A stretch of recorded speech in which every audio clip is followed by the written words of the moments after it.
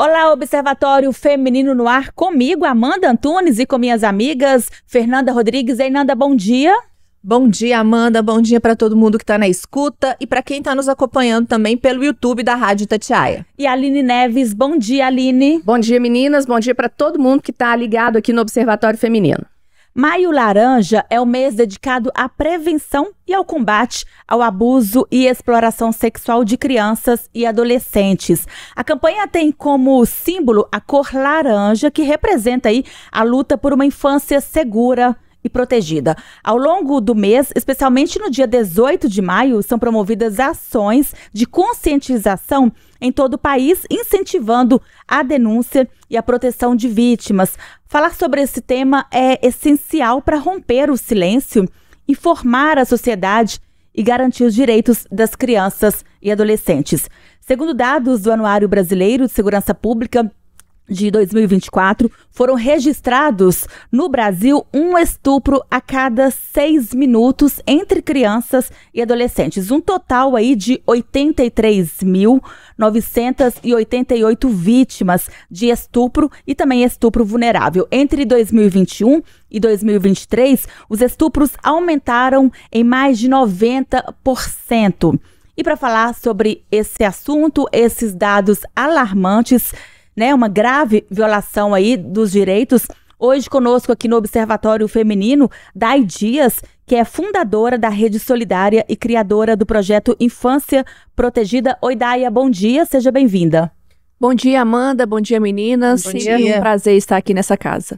E também conosco Rose Aquino, que é presidente da Rede Solidária. Ei, Rose, seja bem-vinda, bom dia. Bom dia, meninas. Obrigada também pela oportunidade. Prazer estar aqui com vocês novamente. Dai, e a gente sabe, o mês de maio, a gente tem aí um mês simbólico quando se fala Maio Laranja. Sabemos que, claro, o combate tem que ser diariamente. E a gente vem vendo o seu trabalho no combate a essa violação, que é muito grave e, infelizmente, só aumenta, né? Infelizmente, você trouxe alguns dados, eu trouxe outros aqui também, e a gente não pode falar com naturalidade um dado tão alarmante que é o Brasil, em relação a crimes sexuais contra a criança. Aqui a gente tem um último dado de 80 mil crianças vítimas de violência sexual no Brasil só no último ano de 2024. Então é um número extremamente alarmante. São 8 crianças abusadas por hora. A gente não pode ter tranquilidade para falar um dado tão triste e tão miserável quanto esse. Infelizmente, é um assunto que às vezes as pessoas não gostam de conversar, né? Fala assim, domingo de manhã, vou tomar meu café, vou falar sobre isso.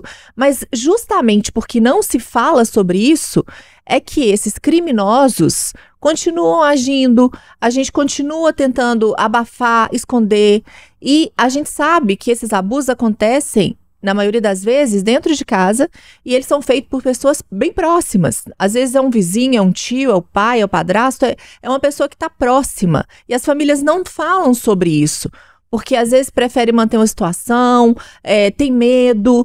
Mas, gente, as crianças são responsabilidade nossa, de todos nós adultos. Então, a gente tem que tomar as atitudes, a gente tem que proteger, a gente tem que conversar com as crianças sobre o abuso. Parece besteira. Mas como é que eu vou falar com a criança sobre abuso? Gente, é claro que é na linguagem dela, é de acordo com o que ela entende, porque também não adianta você falar coisa que a criança não vai entender, mas você está monitorando o seu filho, sabendo... eu estava ouvindo essa semana um podcast sobre um menino de 10 anos que foi abusado, esquartejado, esqueci qual era a cidade.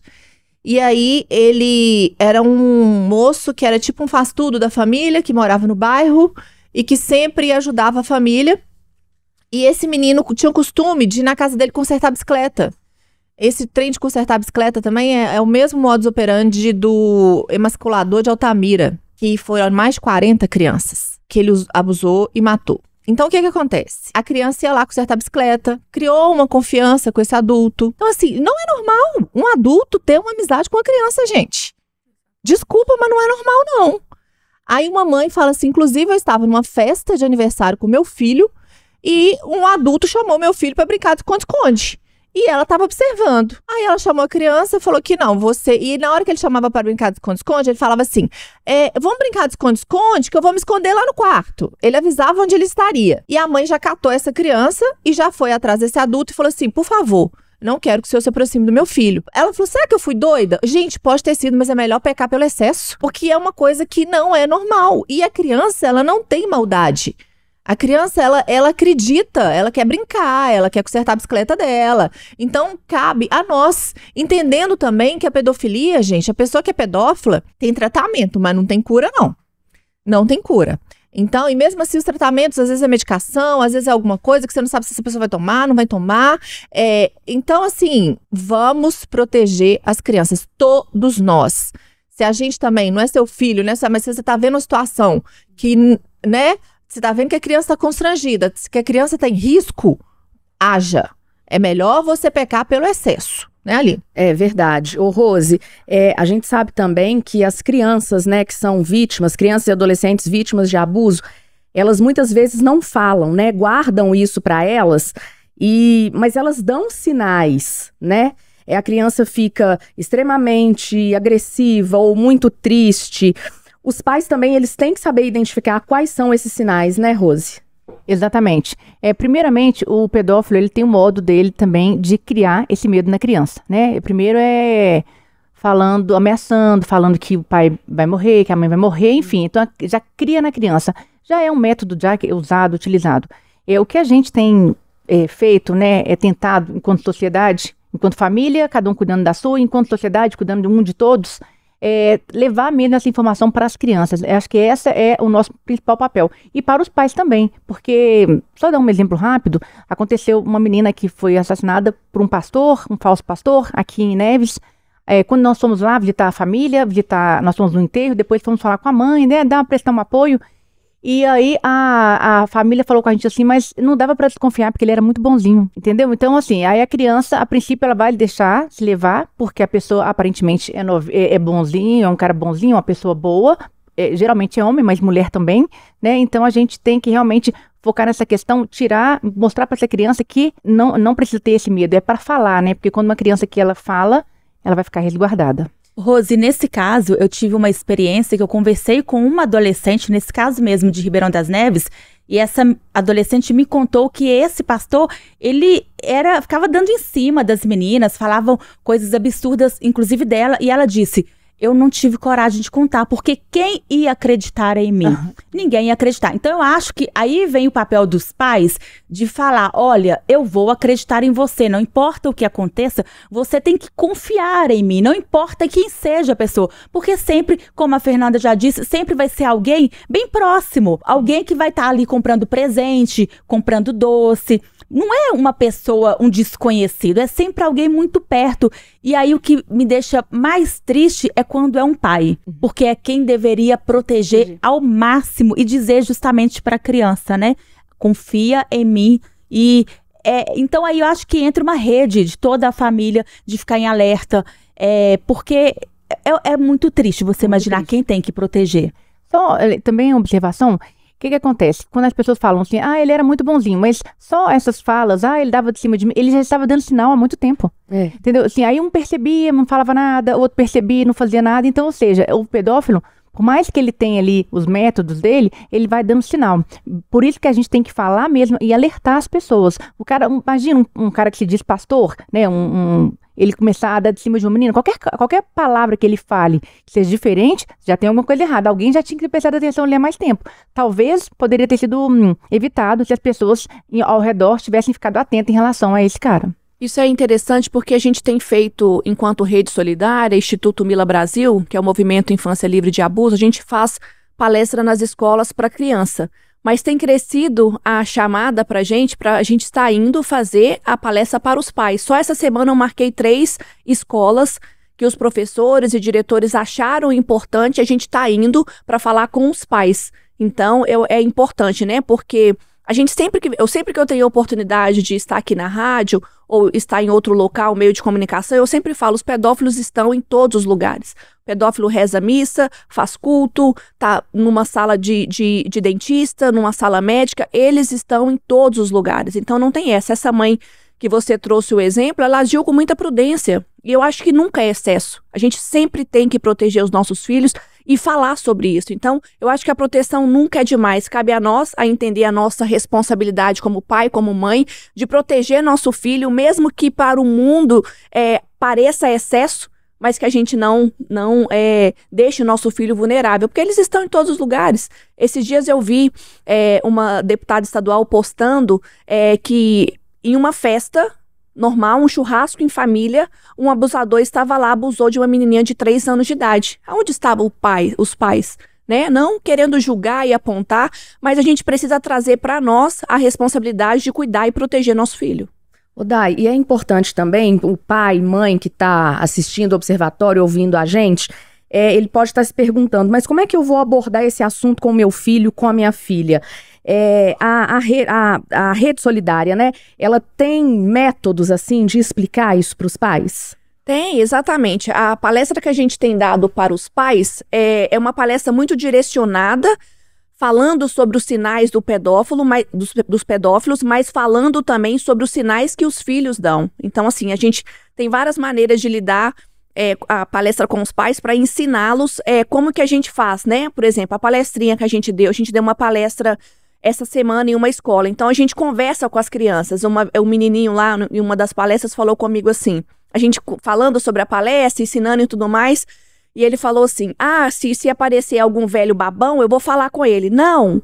Falei, muito bem, mas é bom você aprender também que não é só velho babão que é mal. Existe muito tio bonzinho, pessoas que estão muito próximo de você. Então, a gente falar de uma forma lúdica, obviamente, porque você está falando com uma criança de 3, 4 anos, 5 anos, mas falar de uma forma incisiva para que ele possa entender também. Não é só o velho gagá, não é só o velho babão que pode ser um abusador. Como a gente falou aqui, eles podem estar em todos os lugares. Gente, quando eu escuto assim, os exemplos das crianças, né, a gente que é mãe, e não só que é mãe, eu fico pensando que a gente já comentou aqui no Observatório várias vezes, que quando você conversa com as minhas amigas, todas elas já passaram por algum tipo de abuso na infância. A gente já comentou isso aqui. E isso marca. Por mais que eu demorei a reconhecer, é um abuso clássico, mas eu demorei a reconhecer e hoje consigo falar sobre isso. Mas existe essa marca em mim. E olha que eu consegui fugir e correr, mesmo sendo criança, meu instinto me levou a fugir e a correr. Agora, você imagina se você não conversa com seu filho sobre isso, ou se você negligencia, porque a gente sabe que tem muito pai e muita mãe que não dá conta de lidar com a situação e vai deixando as coisas acontecerem. Aí você também está sendo criminoso. Sendo conivente com uma coisa tão nojenta como essa. E aí, você imagina como é que fica a cabeça dessas pessoas que já passaram por abuso. Isso é para sempre. Por mais que essa pessoa faça terapia, e é importante fazer isso para seguir com a vida dela, para ser funcional, para conseguir se relacionar, essa marca, gente, também é para sempre. Então, se você puder, e é o seu dever, a sua obrigação como pai e mãe, ser pai e mãe, gente, dá trabalho. E acabou, porque é filho seu, a responsabilidade é sua sim, da sociedade toda sim, mas quem tá lá dentro da casa é você, então a responsabilidade é sua. Proteger, porque aí essa marca dessa violência é pra sempre, gente. Tem como, né? Com certeza. E achei muito prudente a sua fala, e eu tenho falado sobre isso também. Quando o assunto é pedofilia, não tem meio termo. Ou você combate, ou você está sendo conivente. Não tem meio termo para falar sobre esse assunto tão pesado. E como você trouxe também no início, Fernanda, é um assunto que muitas das vezes as pessoas não querem ouvir, não querem falar, não querem escutar, mas que é necessário sim. Então, assim, desde já, parabenizar cada uma de vocês, né? Obrigada pelo convite, Amanda, obrigada. Essa rádio, né, por estar falando de um assunto tão relevante, tão importante, porque o que a gente tem visto, né, hoje em dia, por exemplo, chega o maio, uma ou outra pessoa fala, mas não vem falando, né, de forma incisiva e falando da relevância de um assunto tão importante como esse. Só abrindo um parêntese aqui, eu acho importante a gente falar também, quando você me perguntou sobre os pais, a gente tem falado também sobre os tipos de abuso. Porque pode acontecer também de um pai achar, como não houve uma penetração, não foi abuso. Não, pera lá. é importante que os pais entendam de todos os tipos de abuso sexual. Eu até trouxe anotado aqui, posso ler? Claro. Existe o abuso, né, intrafamiliar, que é quando o abuso acontece dentro da sua casa, né, cometido por um pai, até quando acontece o incesto, ou pelo um pai, ou por um irmão, até mesmo pelo avô. Então, é um tipo de abuso. Existe o abuso extrafamiliar, que é quando acontece fora de casa, como o exemplo que a gente deu do churrasco aqui. Às vezes pode ser com pessoas próximas ou não, mas normalmente é sempre com uma pessoa próxima. Existe um outro tipo, né, de exploração sexual infantil. Eu não gosto de usar esse termo prostituição infantil, porque não existe prostituição infantil. Existe a exploração sexual infantil, mas que eles usam, né, por meio da prostituição, tráfico, turismo sexual, que é um tipo de abuso também. O aliciamento online, que é a abordagem pela internet para cometer o abuso, a pornografia infantil, que é a produção ou posse desse material. E é importante a gente saber também que até para você guardar tipo de imagens, né, como essa, é crime, é criminoso, não dá para guardar. E tem um abuso também institucional, que a gente tem visto tantos, né, que é o abuso que acontece dentro da escola, dentro de abrigo, dentro de igreja, né, dentro de alguma instituição de trabalho. Então é importante a gente saber. Muito recentemente a gente trouxe o caso, Amanda até me acompanhou, o caso do padre Bernardino, Santo do Paraíso, que ele cometeu diversos crimes sexuais contra a criança. Praticamente ele abusou de toda criança que passou pela paróquia dele e pela escola. Além dele ser eu acho que assim, né, um fanático, um psicopata. Para mim, eles são todos psicopatas, né? E aí, ele é tão psicopata, esse sujeito, que ele criou uma escola. Ele não estava satisfeito em abusar na igreja, ele criou uma escola para atrair mais crianças. Ele praticamente abusou todas as crianças da escola. E aí, esse camarada tá solto. Né? Pois é, eu até ia falar isso, porque a gente fala muito aqui, a questão tem que denunciar, tem que falar. E é muito difícil para uma vítima, porque ela sempre vai se culpar, né? A gente sabe, inclusive até criança, sempre, né? Tem isso, então é difícil denunciar. E aí, infelizmente, a gente acompanha casos que existe a denúncia e, de repente, a pessoa está nas ruas agora. Quantos casos eu já acompanhei de pedófilos que a gente vai ver, 10 anos já teve uma ocorrência contra ele, não é a primeira vez. No caso aí do padre, foram dezenas, né, que apareceram depois de vítimas, aí teve a prisão por causa de um caso de 2016, mas ele já está nas ruas. Então eu queria saber, Dai, de você e da Rose, a avaliação de vocês sobre as políticas públicas, sobre o combate. Estamos falando, Maio Laranja, temos que combater. Mas e aí? Né, como é que fica aí depois para que haja justiça? Então, Amanda, olha só. Esse tem sido um grande debate dentro do nosso projeto, porque hoje muitas denúncias, às vezes, chegam para a gente primeiro do que até para chegar na polícia antes. E muitas vezes a gente se vê também de mãos atadas, porque a gente tenta um contato, vai fazendo o que a gente pode fazer aqui, mas a gente não pode continuar, não é só o agora, eu posso, né? Porque, então, e aí a gente fica se questionando hoje, apesar de a gente ter tentado, hoje na Câmara Municipal, a DAI tem levado bastante audiências públicas, né? Para que mais parlamentares, mais pessoas possam se identificar com a causa mesmo e saber o que a gente pode fazer, criar leis para que não só a lei para punir o pedófilo, né, e também as leis para proteger e dar um apoio a essa vítima. É o que está acontecendo. As crianças vêm, a família, a mãe, e aí, a partir do momento que uma família descobre que a criança foi abusada, desestrutura a família inteira. O que a gente tem acompanhado várias famílias. Que aí a criança começa a mudar, transtorno, traz um monte de coisa, acarreta um monte de situação, e a mãe também. E aí a gente fica muito de mãos atadas porque a gente consegue ajudar até um certo momento, né? Até um certo ponto, mas enquanto projeto social. Mas nós precisamos do poder público, nós precisamos de mais profissionais, né, envolvidos, enfim, a gente precisa de uma comissão, porque é um assunto que tá assim, não é um ou outro, são milhares.